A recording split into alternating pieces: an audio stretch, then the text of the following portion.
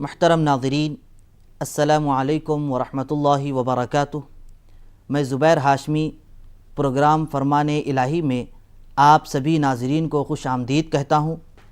ناظرین، الحمدللہ آج ہم قرآن مجید کی سب سے طویل سورت سورہ بقرہ کی تلاوت کی تکمیل کرنے جا رہے ہیں۔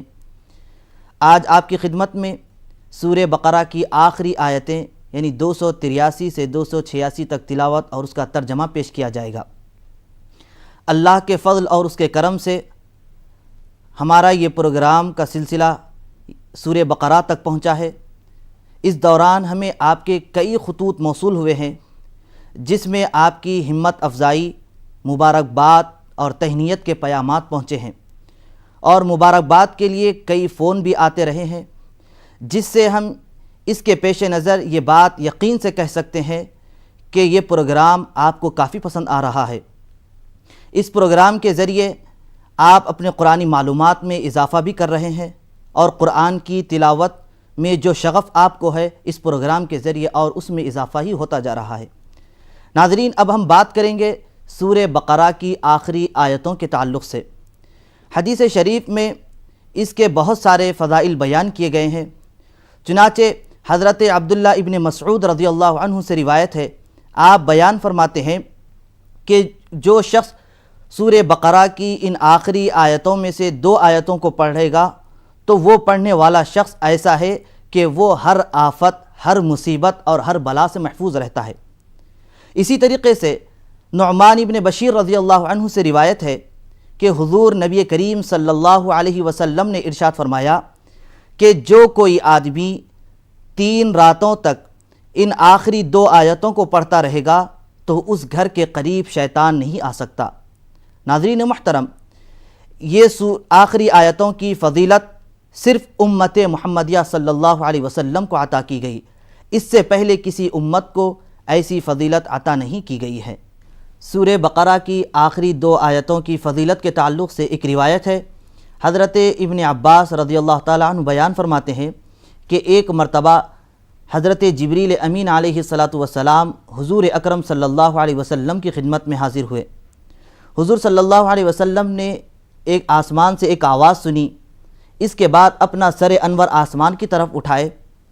حضرت جبریل علیہ السلام عرض کرتے ہیں کہ یا رسول اللہ صلی اللہ علیہ وسلم، آج آسمان کے پاس ایک ایسا دروازہ کھلا جو اس سے پہلے کبھی نہیں کھلا تھا۔ پھر اس دروازے سے ایک فرشتہ نکلا۔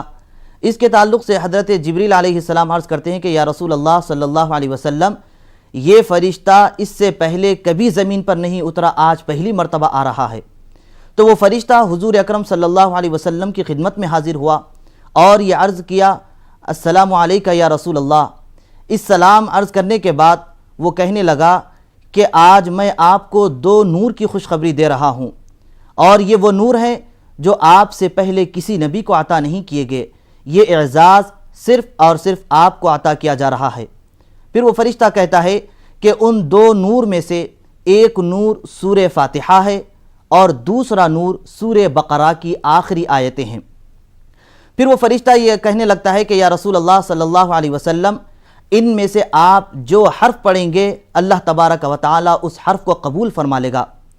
تو ناظرین، اس سے ہمیں یہ اندازہ ہو رہا ہے کہ ہم آخری 2 آیتوں میں سے جو بھی حرف پڑھیں گے اللہ سبحانہ و تعالی اس کو قبول فرمائے گا، اور جب تک اس کی تلاوت ہم کرتے رہیں گے تب تک انوار و برکات میں ہم رہیں گے۔ اسی طریقے سے اگر ہم سورہ بقرہ کی ابتدا اور سورہ بقرہ کی انتہا پر غور کریں گے تو یہ بات اچھی طرح سمجھ میں آ جائے گی کہ اللہ سبحانہ و تعالی نے سورہ بقرہ کی ابتدا میں اپنے نیک بندوں کے اوصاف کو بیان کیا، تو اس کی انتہا میں بھی انہی نیک بندوں کا ذکر کیا گیا۔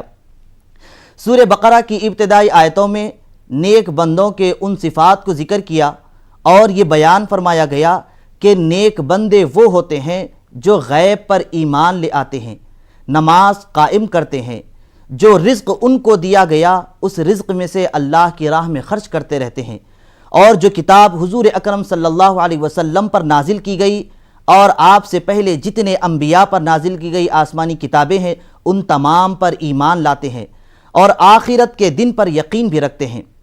تو اسی طریقے سے سورہ بقرہ کی آخری آیتوں میں بھی نیک بندوں کے صفات کو بیان کرتے ہوئے یہ بتلایا گیا کہ حضور پاک صلی اللہ علیہ وسلم پر نازل کی کتاب پر یقین رکھتے ہیں اور اس کے ساتھ ساتھ وہ حضور پاک صلی اللہ علیہ وسلم کی بات پر عمل بھی کرتے رہتے ہیں، اور یہ بھی کہتے ہیں کہ ہم اللہ تبارک و تعالی اور رسول پاک صلی اللہ علیہ وسلم کی ہمیشہ اطاعت و فرما برداری کرتے رہیں گے، اور جو کچھ ہم ان سے بات سنیں گے، حکم سنیں گے، اس پر عمل کرنے کی کوشش بھی کریں گے۔ ناظرین، سورہ بقرہ کی آخری آیتوں کے معنی و مفاہیم جاننے کے لیے سنتے ہیں سورہ بقرہ کی تلاوت اور اس کا ترجمہ۔ من الشیطان الرجیم،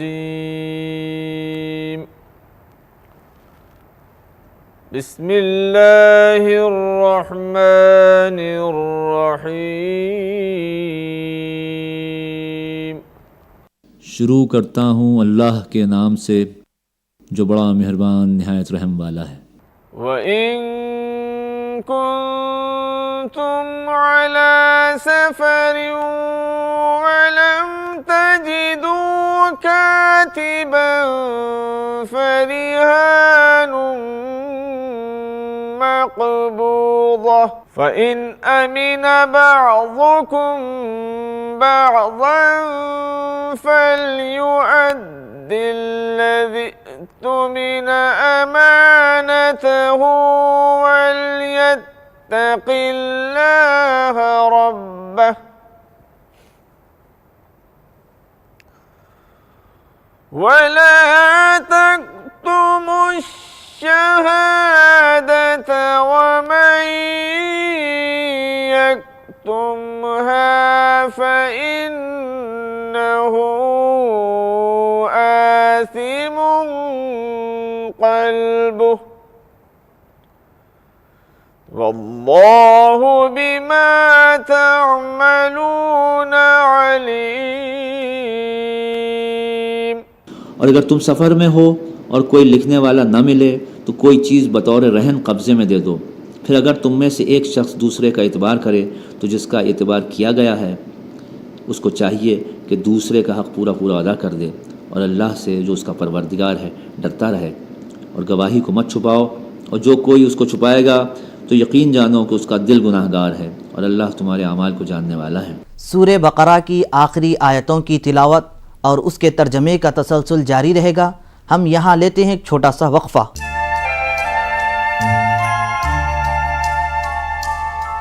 وقفے کے بعد ایک بار پھر آپ تمام کا خیر مقدم ہے۔ ناظرین، ہمیں ہر کام کرنے کے لیے ایک نمونہ، ایک مثال چاہیے تاکہ ہم اس کام میں اچھے انداز میں خوبی پیدا کر سکیں جس طریقے سے نمونے میں اور مثال میں ہو سکتی ہے۔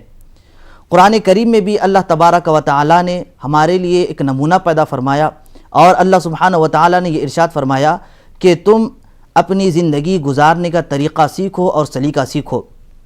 اس کے لیے سب سے بہترین نمونہ اور تمہارے لیے سب سے بہترین مثال حضور پاک صلی اللہ علیہ وسلم کی ذات مقدسہ ہے، کیونکہ اللہ تبارک و تعالیٰ اپنے کلام پاک میں دوسرے مقام پر یہ ارشاد فرماتا ہے کہ لَقَدْ كَانَ لَكُمْ فِي رَسُولِ اللَّهِ أُسْوَةٌ حَسَنَةٌ، یقیناً تمہارے لیے حضور نبی کریم صلی اللہ علیہ وسلم کی ذات مقدسہ بہترین نمونہ اور سب سے اچھی مثال ہے۔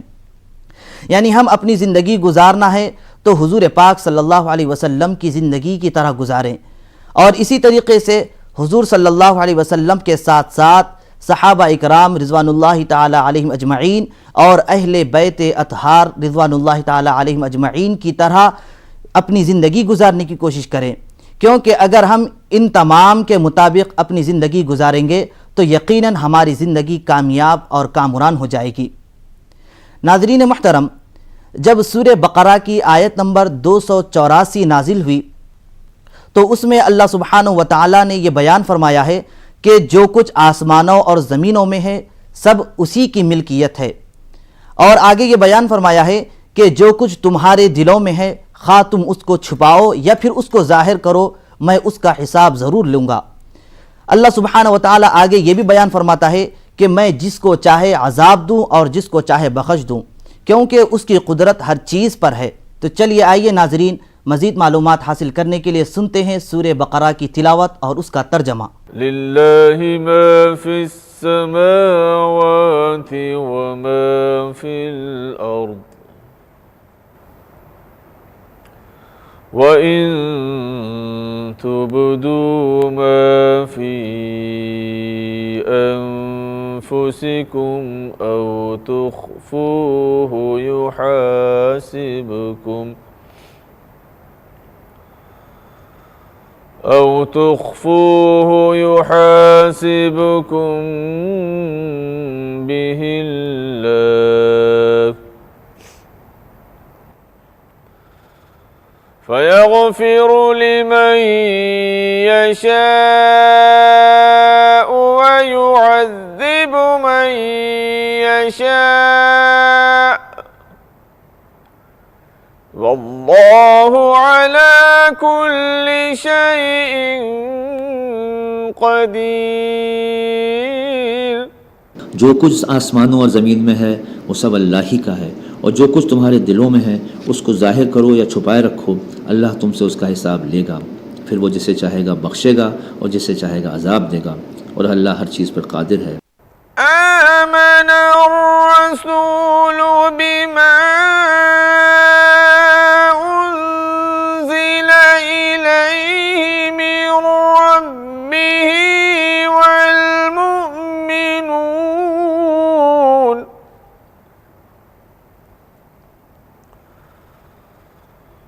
كل آمن بالله وملائكته وكتبه ورسله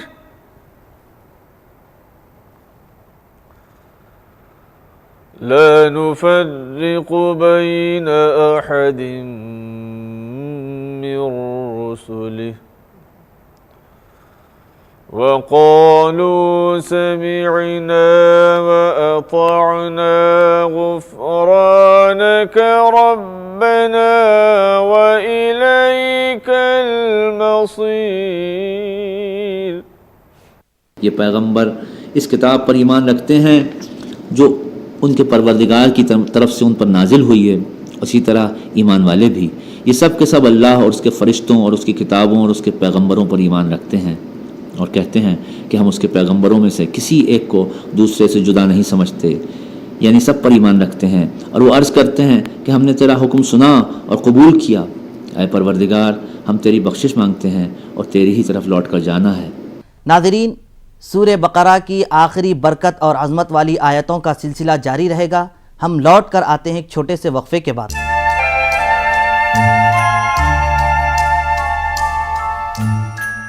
وقفے کے بعد ایک بار پھر آپ سبھی کا خیر مقدم ہے۔ ناظرین، سورہ بقرہ کی آخری 2 آیتوں میں اللہ سبحانہ و تعالیٰ نے ایمان کا تذکرہ کیا ہے، یعنی ایمان والے وہ لوگ ہوتے ہیں جو اللہ پر ایمان لے آتے ہیں اور رسولوں کی رسالت کو مانتے ہیں اور تمام فرشتوں کو نورانی مخلوق تسلیم کرتے ہیں، اور کسی نبی میں فرق نہیں کرتے، وہ اس طریقے سے کہ ہم ہر نبی کی نبوت کو مانتے ہیں، لیکن جس نبی کے اللہ سبحانہ و تعالیٰ نے جتنے فضائل اور درجات کو بلند کیا ہے ہم اس کو مانتے رہتے ہیں۔ اور ان تمام انبیاء میں حضور پاک صلی اللہ علیہ وسلم کو اللہ سبحانہ و تعالیٰ نے سب سے زیادہ فضیلت والے نبی بنا کر مبعوث فرمایا۔ اسی طریقے سے آخری آیت میں اللہ سبحانہ و تعالیٰ نے دعائیہ کلمات کے دل نشین اور دل آفرین کلمات کا ذکر کیا، اور اپنے بندوں کو یہ حکم دیا کہ اے بندو، جب تم مجھ سے کوئی دعا مانگنا چاہتے ہو، میرے در رحمت پر دستک دینا چاہتے ہو، تو اس کو دعا مانگنے کا طریقہ اور سلیقہ بھی سکھلا دیا گیا۔ ناظرین محترم، اللہ سبحانہ و تعالیٰ نے ان دعائیہ کلمات میں روحانی، جسمانی، انفرادی، اجتماعی اور دینی و دنیاوی ہر قسم کی سعادتوں کو اس میں رکھا ہے۔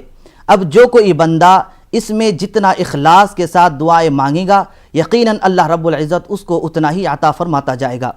اسی لیے حضور نبی کریم صلی اللہ علیہ وسلم ارشاد فرماتے ہیں کہ سورہ بقرہ کی آخری آیتوں کا تحفہ جو اللہ سبحانہ و تعالیٰ نے مجھے اور میری امت کے لیے دیا ہے، ایسا تحفہ پچھلے انبیاء میں سے کسی نبی کو نہیں عطا کیا گیا، یہ اعزاز صرف ہمارے لیے خاص کیا گیا ہے۔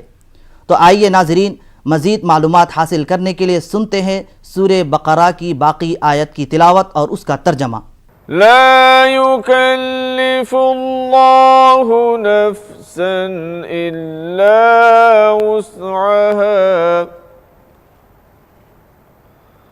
لها ما كسبت وعليها ما اكتسبت ربنا لا تؤاخذنا إن نسينا أو أخطأنا ربنا ولا تحمل علينا إصرا كما حملته على الذين من